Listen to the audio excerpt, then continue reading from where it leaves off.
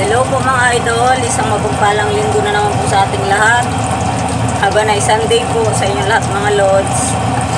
Welcome po muli sa aking munting channel. Samahan niyo po ako muli magluto. Magluluto po ako ngayon mga lods ng igado. Ayan po, mainit na po ang aking mantika. Igigisa ko na po ang aking bawang.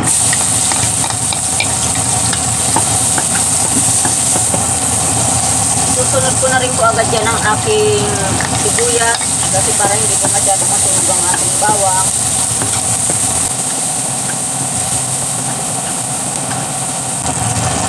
At habang ginigisa ko po ang ating sibuyas bawang, lalagyan ko na po yan ng paminta.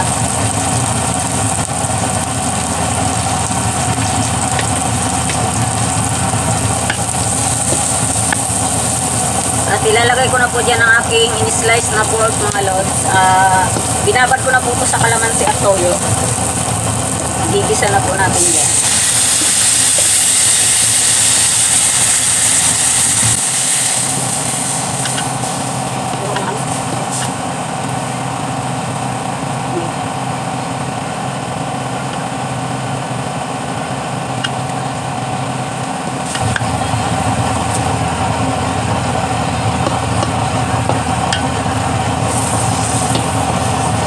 Takpan ko lang po yun ng saglit mga idol.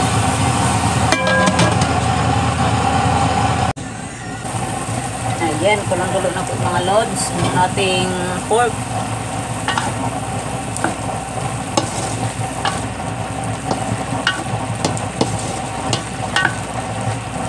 Ilalagay ko na rin po dyan ang aking in-slice na atay ng pork din po ito. Babad na rin po ito sa toyo at kalamansi.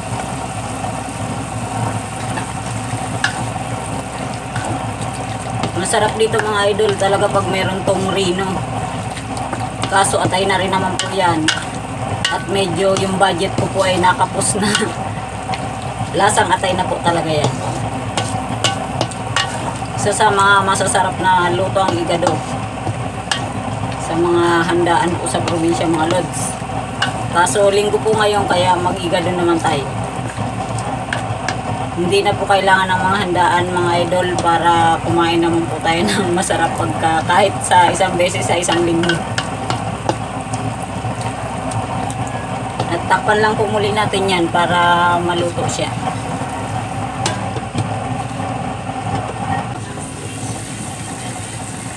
Ayan, medyo kulong-kulo na po siya mga lods. Tingnan ko po ang kanyang karne kung medyo malambot na. Lambot na po ang kanyang karne mga idol. Lagay na po natin ang isang pork cubes lang. Lagyan ko rin po yan ng konting tomato paste.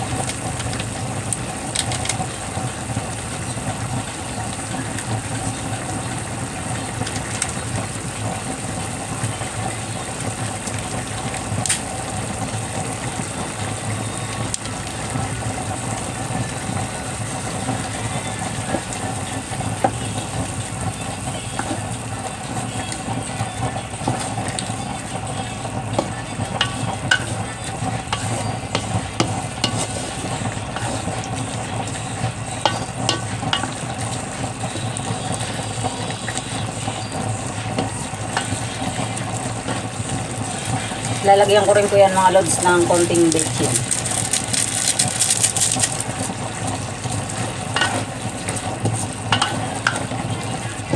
Hindi na po ako mag-aasin kasi nakababad na po sa toyo ang ating mga karne. Kaya hindi na po ako maglalagay ng asin.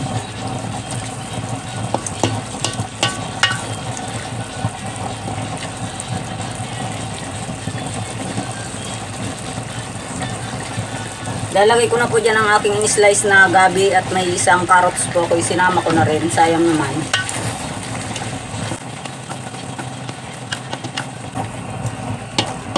At lalagyan po natin to ng konting tubig kasi yung sabaw pong galing sa karne sisip-sipin ng ating gabi.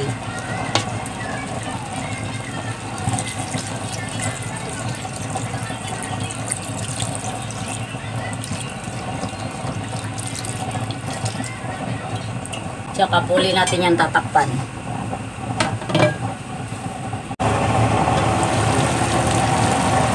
Yan po mga idol. Ang bigat ng takip ng kaldero. Haluin na po natin at siya ay malambot-lambot na. Malambot na po ang ating gulay.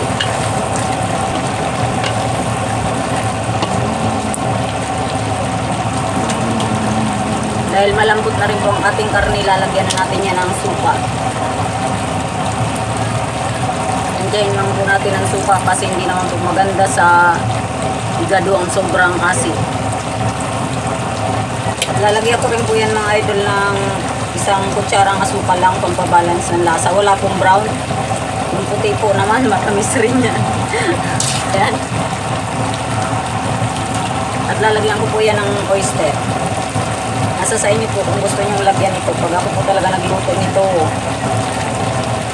marami talagang rekado. Haluin lang po muli natin. At sa lakas nga po ng apoy, medyo nagdidikit siya sa ilalim. Ilalagay ko na po dyan ang ating sili. Yan po. Yan talagang kailangan sa igado mga lods. Yan po, bell pepper. At ilalagay ko na rin po ang aking Baguio beans.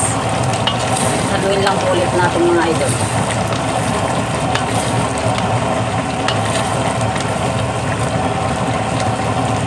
Hindi ko na po yan tatakpan kasi baka madurog na ang ating gabi. Hintayin na lang po natin maluto ang kanyang gulay. Habang po hinihintay natin maluto ang mga gulay, mga idol, magsa-shoutout muna po ako bilang pasasalamat sa inyong lahat. Ayan po. Shoutout po kay Idol Ricky Santiago Vlog. Napakasipag po talaga ni Idol Ricky Santiago. Laging ang dami-daming trabaho. At shoutout din po kay Idol Skipper Bob, Idol Renita Romero TV, Idol Arthur Saban, Idol Maricele Cunar, Idol Gawang Bahay Food, Idol Farmer Boy TV, Idol Alakdan Game Yard, kay Idol Dooms Vlog po, kay Idol Rudy Baguio Senior, kay Idol Rap Mix TV, kay Idol Ailis, ba yun? Ailis Simpleng Ulam Recipe po, kay Idol Maris Curix Channel, kay Idol Bossing Vlog, kay Idol Jeff Esteban, at kay Idol Team Valdez Vlog po. Ayan po mga lods, hindi po mga na-shoutout, paki-comment na lang po sa baba. Pasensya na po kayo, masyado po talagang marami. Hindi ko po lahat na-ilista, yan lang po yung na-ilista ko ngayon. Thank you po sa inyong lahat mga idol sa pagsuporta nyo sa aking munting channel. Maraming salamat po palagi sa panonood nyo ng aking mga niluluto, sa aking po mga simpleng video. Thank you po sa inyong lahat mga lods.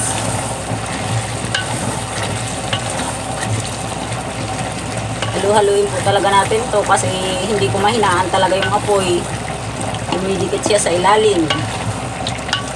Saktong-sakto na po ang lasa nito mga idol.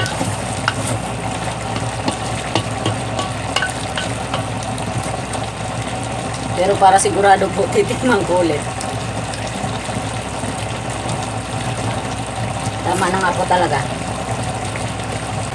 Pang isang araw na to mga idol kasi medyo marami-rami ang aking naluto.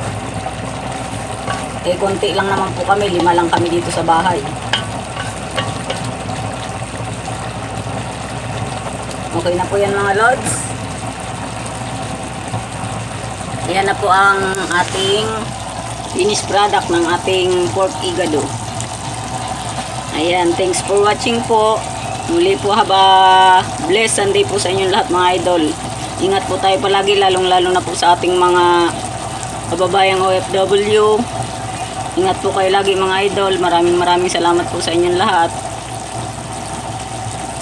Thank you for watching po. God bless us all.